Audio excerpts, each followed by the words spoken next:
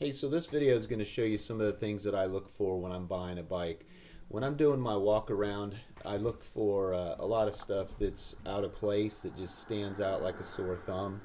And this is a bike I've wanted for about 20 years, and I finally got around to buying one. It's a 2007 Ducati 800ss. I loved it in '99 when it came out as a 750, so I finally got an opportunity to buy one.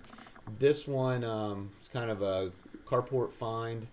Um, a battery did leak onto the engine, and it has some acid wear.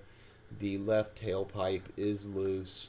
All the dot fours are the wrong color brown. The rear tire has about a 2-inch flat spot. The front tire has been run with low air pressure.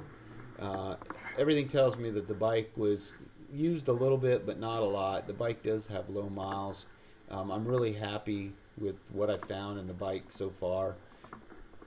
I got a good price on it. Your goal when buying a bike is to add up in your head what you think that all the parts that you're going to need to make the bike rideable and to your standard is going to be, and then use that thought process to make your offer.